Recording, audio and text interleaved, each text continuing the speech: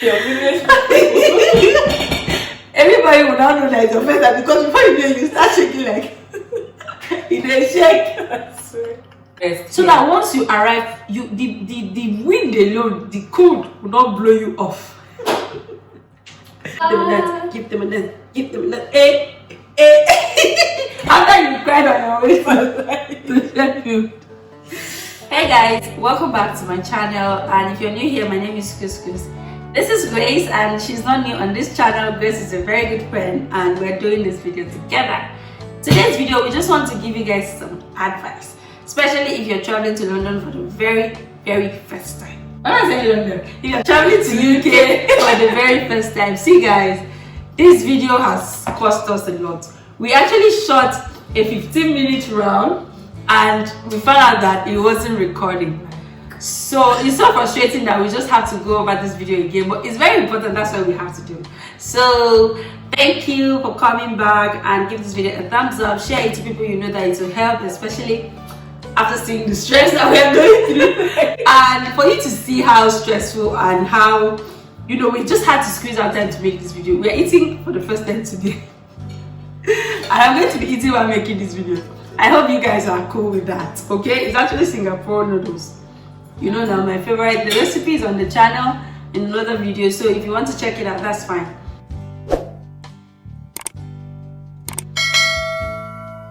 Okay, so on this video, we're going to tell you what to do and the things you should take into consideration before you embark on your trip for the very first time to the UK, especially with regards to transportation. I had a different experience, Grace had a different experience. I've been talking since. Let me allow you to talk. Yeah, so if you are planning to travel to the UK anytime soon, you need to watch this video because number one, I suffered. Like I was in so much pain. I got to Heathrow Airport 2:40 p.m. Guys, I left there 6 p.m.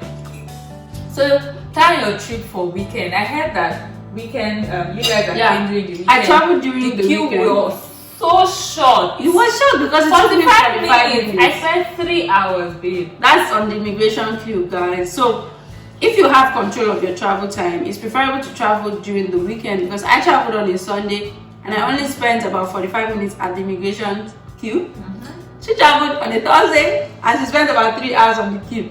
And if you have hand luggages that are quite heavy, it's going to be very stressful for you. That is where your first issue will start. Your wahala.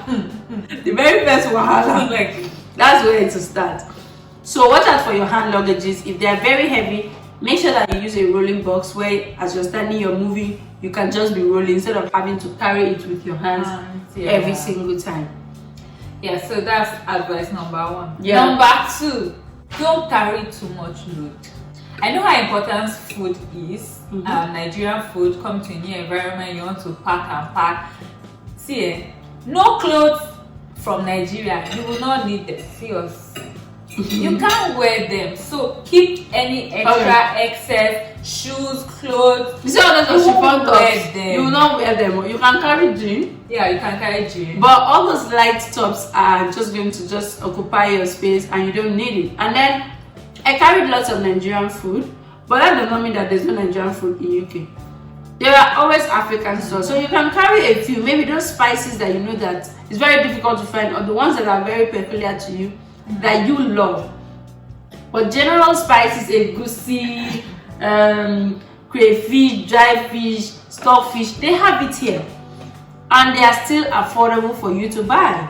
So even if you want to carry food items, don't go and carry the entire kitchen, because your luggages. Okay. So that's advice number two. How many advices do we have? 5, Abby? We have 5. So that's number 2. Number 3 is that you should plan your trip. She cannot overemphasize it. I suffered. Plan your trip. For her, she got a taxi even before coming to the UK. So it was easy, though it was expensive. It was 90 pounds. Yeah, that's a lot of money, but it's worth the comfort. For me, carrying my 4 bags from underground up without trolley, I think you can imagine what I went. Like you can picture the scene to the point that my elevator. You fell on the I elevator. fell like And with all my bags. bags. I was just trying to manage everything, guys. It was not fun. It was not even possible. I fell. Elevator stopped working. The alarm was ringing. Police came and then down. like, People were just looking at me like, where is this one coming from? How can you carry it? got And they London. did not help me. I got London. I was like, So guys, no, JJC just landed. this is what happened. Before I traveled, I had communicated with my university and they sent me a discounted code for a particular taxi service they use for international students. So I went on there, I booked the cab from that, the site, and I got a driver. I told the driver my itinerary, and then the driver told me how I was going to find him when I arrived, and that's what happened. It was very seamless. I carried my luggages. I was able to locate the driver immediately. The driver carried me from there, and from the airport straight to my accommodation. London, on my way. Can you see that, guys? If I go in there, I can view all parts of London. Yeah, you can go up and Wow. even in the pubs, can't you? Yeah, it's beautiful. Try and go up on a sunny day though to get a better view. Yeah. But it wasn't the same for her because she was actually going outside of London and she didn't book a cab service.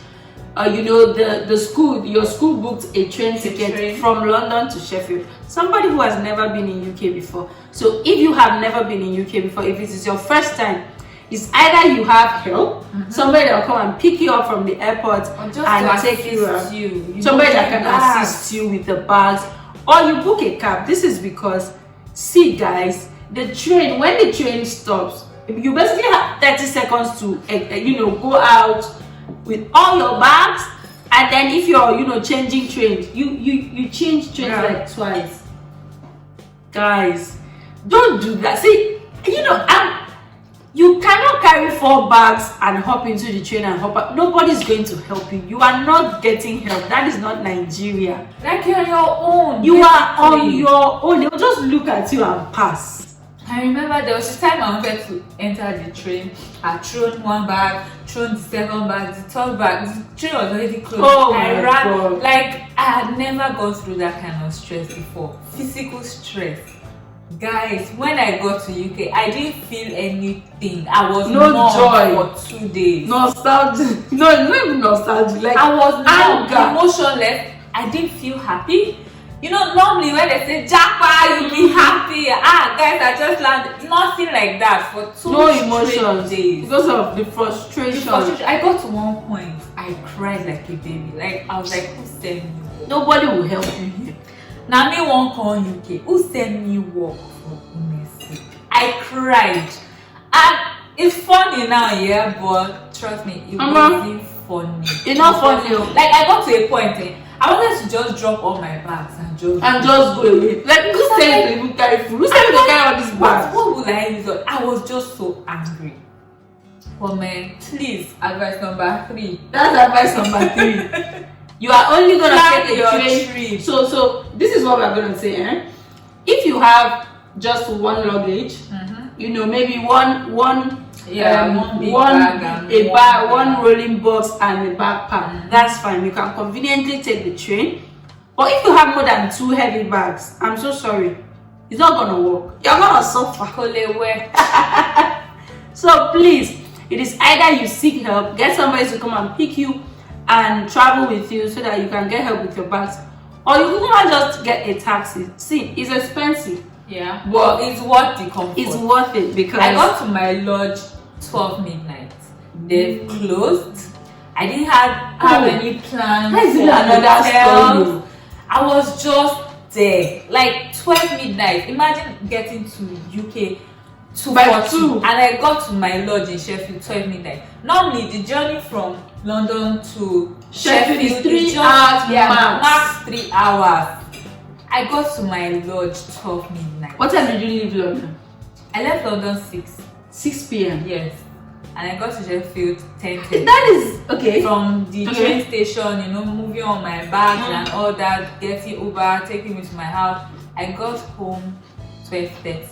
12 12 midnight. midnight. Like I got to where I was supposed to quarantine 12 midnight. And they had closed. So I couldn't even sleep. I didn't have pounds. Yeah. You know, that was even another wahala entirely. I didn't have pounds. My Uber, the card, you know, it was just frustrating. Thank God for a friend that just came. I had to go and spend the night in this place, like, impromptu, unplanned. He had to stay in the kitchen. Oh my God. And you know, the funny part is that over here, they don't joke with time. You know, if they are expecting you by 6 p.m. and you don't come, they just think you're not coming again. Nobody cares. Like, you just have to keep to time. So that's why we're saying plan your trip. If you're going to use Uber, just get to know how much will it cost me. Are they going to take cash? Are they going to take card? Will my Nigerian card work in UK? See, guys, this is a story for another day. Carry pounds. Yeah, or so plan the card that can work in UK.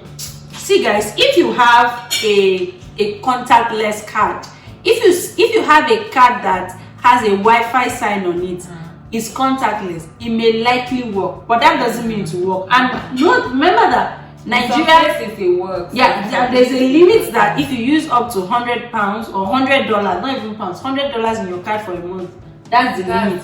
So if you are not sure, just carry cash.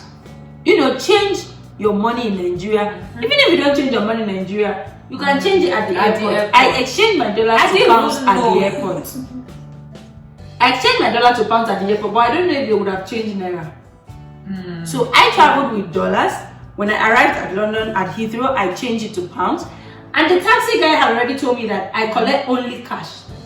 So you have to know, are they getting cash? Are they getting card? Are they, you know, is it transfer? And then how easy will it be for you to make transaction without your Nigerian card?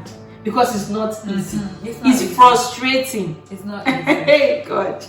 So I think before we go, we have one last point. One last advice. Which would be prepare for the weather.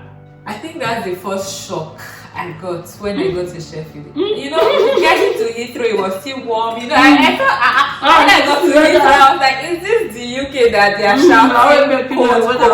Everywhere is warm. You know, even on the queue, people were still wearing sleeveless. People, you know, I was like, this place is not cold. Not that cold now.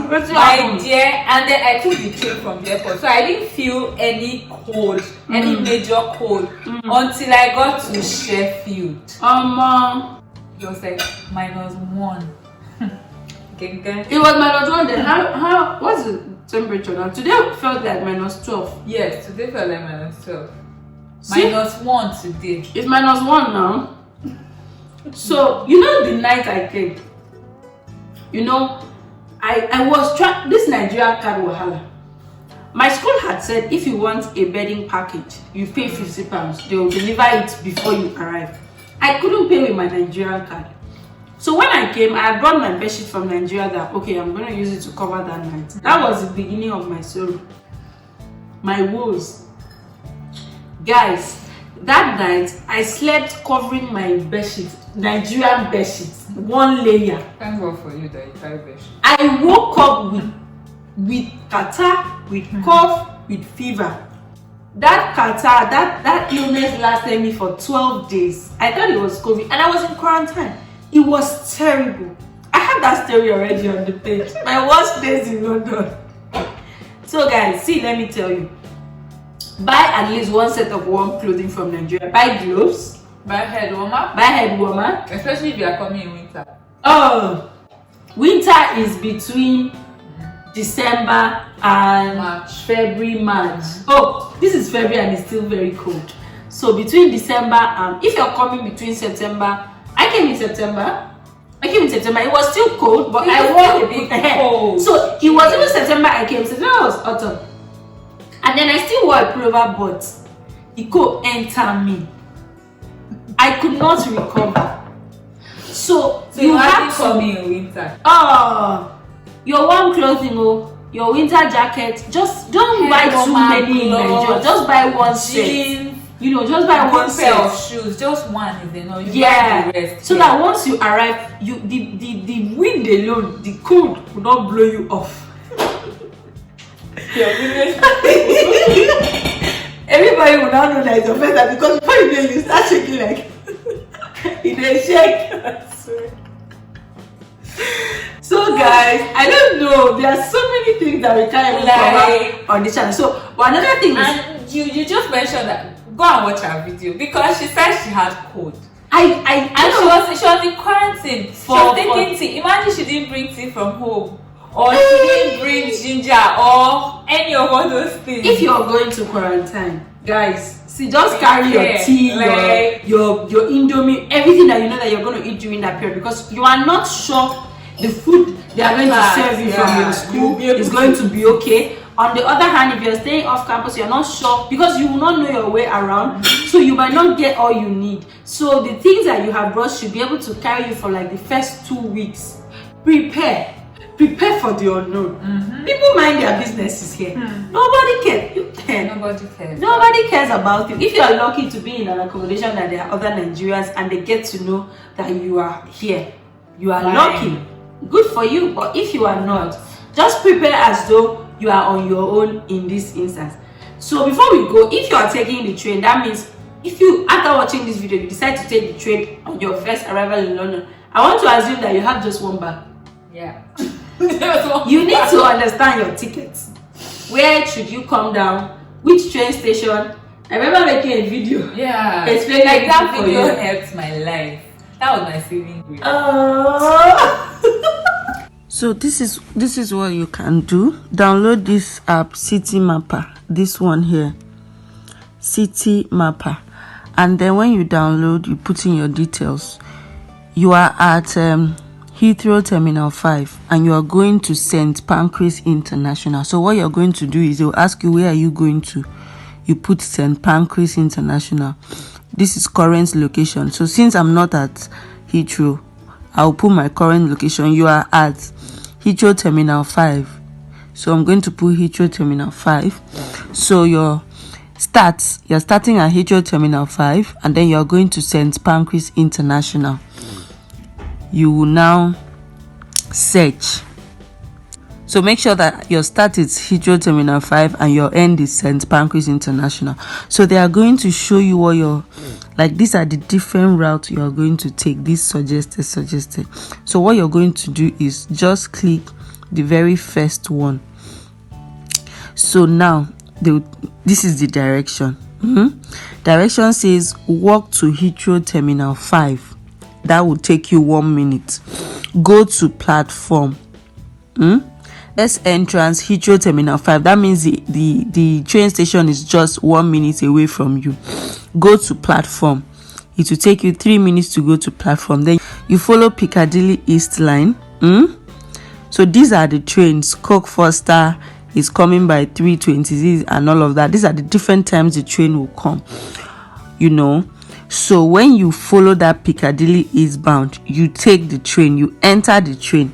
These are the different stops that the train will stop. The train will stop at Heathrow Terminal 2 and 3, you know, Hatton, like that. It will be announcing at each stop. Follow like that to it will pass Hyde Park, Green Park.